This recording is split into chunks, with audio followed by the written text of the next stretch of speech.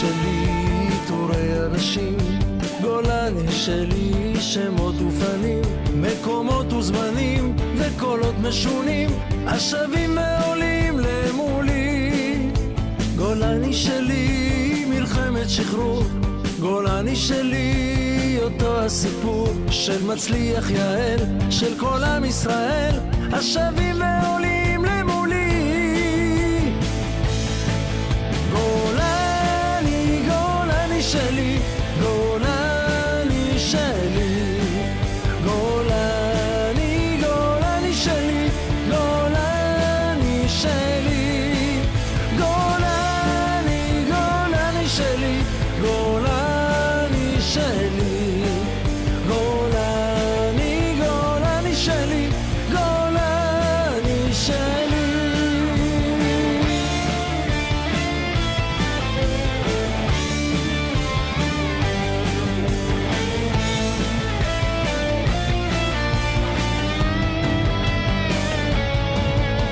גולני שלי מלחמת קדש, גולני שלי רפיח ואש, ובששת ימים אל תל פחר נעים, אל התל הניצב ממולי. גולני שלי גם יום כיפורים, עם מוצב החרמון בפסגת הערים, רובעים שירו ורעים שנותרו בצידי הדרכים למולי. גולני, גולני שלי, גולני שלי, גולני, גולני שלי, גולני שלי, גולני, גולני שלי, גולני שלי, גולני, גולני שלי, גולני שלי, גולני שלי אגדה וסיפור, גולני שלי לילות ועיטור של אתמול שעבר ולתקוות יום מחר, השבות ועולות למולי. גולני, גולני שלי, גולני שלי, גולני, גולני שלי, גולני שלי, גולני, גולני שלי, גולני שלי, גולני, גולני שלי, גולני שלי.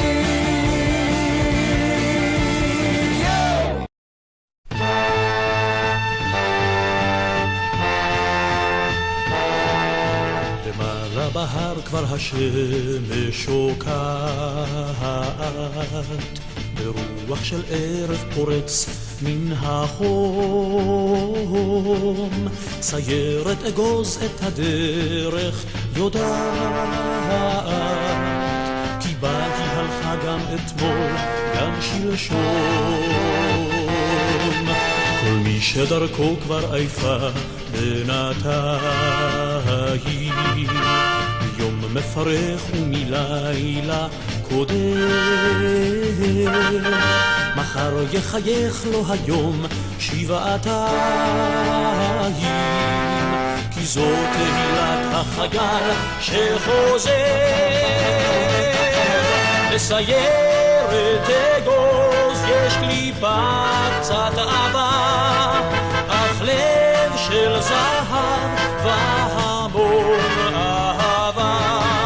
בסיירת אגוז יש קליפה קצת עבה, אך לב של זהב והמון אהבה. בינות מטעי חמנית ותפוח, העין פקוחה והדופק הולך, אולי במדרון האוויר שוב מתוח, אבל המושב שממול כבר חולף. הלילה יחדור הסיור אל העומר, מחר שוב יצלח את מימי הירדן, ושוב יחזור אל הסוף והגומר כשבוקר חדש על ההר ינגן בסיירת אגוז יש קליפת קצת אהבה אך לב של זהב והמון אהבה בסיירת אגוז יש קליפת קצת אהבה אך לב של זהב והמון אהבה רבים הימים שטובלים רק בתכלת אשר טוב היה במבצוח בשיר אך על דברתנו נזכור בם את אלה אשר אור היום שוב להם לא יגיד למעלה בהר כבר השמש שוקעת ברוח של ערב פורץ מן החור סיירת אגוז את הדרך יודעת דיברנו לך גם אתמול גם שלשום בסיירת אגוז יש קליפת קצת אהבה אך לב של זהב והמון אהבה בסיירת אגוז יש קליפת קצת אהבה אך לב של זהב והמון אהבה בסיירת אגוז יש קליפת קצת אהבה אך לב של זהב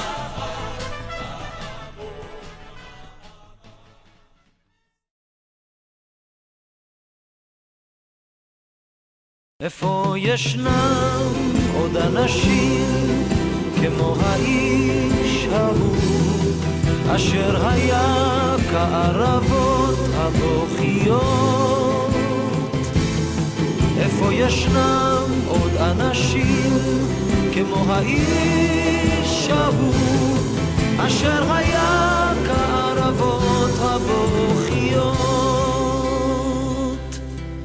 למרגלות ההר נולד ליד הנחל בחורף שר בין ערבות בוכיות בקיץ בין אורות בצעי המים לחמו שילח על פני הנחל לדגה מקנה הסוף קראת לו עפיפון וכשהיה לאיש מגבעולי הערבות הבוכיות נטע סוכה מאבן המבצר האפורה בנה לו בית על מי הנחל תחנה הקים זרע שדות שלח עונו על פני הים באוניות סוחר אך יש אשר יניח כלי מלאכתו ויהיה פתאום לאיש אחר איפה ישנם עוד אנשים כמו האיש ההוא אשר היה כערבות הבוכיות איפה ישנם עוד אנשים כמו האיש ההוא אשר היה כערבות הבוכיות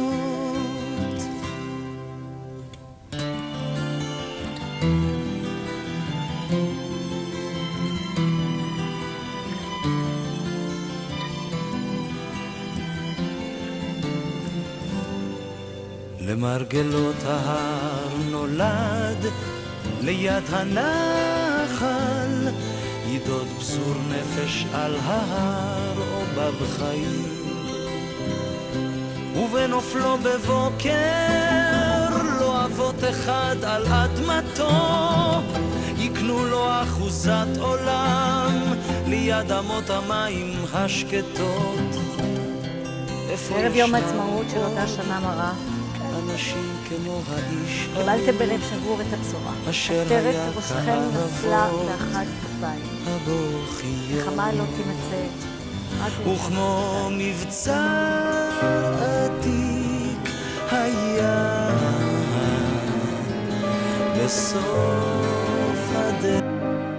עכשיו, אני רוצה לומר לכם משהו, תראו, אתם תראו בחוברת וגם במחקר אני כתבתי שהמערכה הזאת על שיא החרמון שהתנהלה בחודשים אפריל-מאי 74 היא מערכה שבדרך מאוד לא ברורה נעלמה, היא עלומה בעין.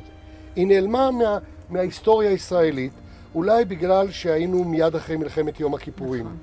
24 לאפריל היה בוקר, קמנו לבוקר שבלילה הייתה שם איזה, כבר לא היו סופות שלג, אבל הייתה איזה סופה כזאת, כל המקלעים, הכל היה מכוסה קרח. היה איזה רוח מאוד מאוד קרה שהעיפה פתיתי שלג וכל המקלעים. עכשיו, באותו בוקר מתקשר אליי דוד בנימין מהעמדה הרחוקה, ואומר לי, הכל היה על חוט, כי אי אפשר היה שם טלפונים, הכל שם מפגזות, ואומר לי, תשמע, אני צריך פה דחוף שמן רובים, כי כל המקלעים מיובשים מהקור. ואז הכנסתי את הראש למערה ואמרתי, חבר'ה, אני צריך מתנדב. שלום, אפילו בלי, כאילו לא היסס אפילו, כאילו הזמנתי את זה. ואמרתי לו, אתה הולך ישר, תשים לב, אתה שומע, אם תשמע יציאה, לא משנה מה אתה עושה, עזוב את השמן, שקב מיד על האדמה. תראו, זה חרוט לי עד סוף ימיי, כי זה כאילו על מצפוני. הבן אדם יוצא עם ההלך עם כסדה ושכפת וחרמונית הכל, ואני רואה אותו מתחיל ללכת עם הפחית שמן. והוא יוצא מהמערה, הוא יורד, יש מין ירידה מתונה כזאת לעמק, ואני רואה אותו מתחיל לעלות לכיוון העמדה. מאחר ואני הייתי על יד קיר סכין, אני שמעתי את היציאה משהו כמו טריקת דלק, לא מעבר לזה. הוא לא שמע. ואז אני צועק לו, שלום, תשכב. ודוד בנימין יוצא מהעמדה ועושה לו בסימני ידיים, תשכב, גם הוא שמע את היציאה. והוא הולך זקוף, ותסלחו לי שאני עושה את ההשוואה, הולך זקוף כמו נידון למוות. הולך ככה, עם הפחית. הוא נשאר בן 20 והזמן חלף,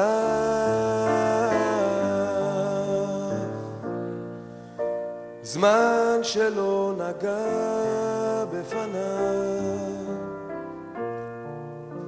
זמן בלעדיו. באנו לשם והאמא אומרת לי, תראה לי איפה הבן שלי נהרג. ולקחתי אותה למכתש, היה שם מכתש. והיא לקחה, אני לא יודע אם זוכרת, לקחה שקית ניילון, והיא מילאה באפר, והיא אמרה, זה הבן שלי. אז כתבת יומן ונשאר מכתב.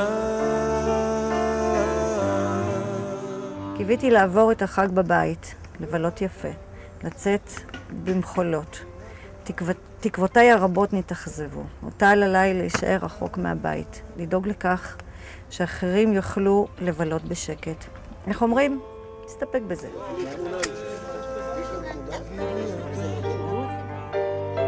מה עושים עם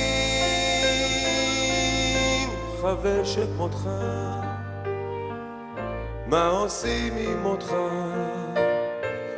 עם זיכרון היותך ועם השכחה?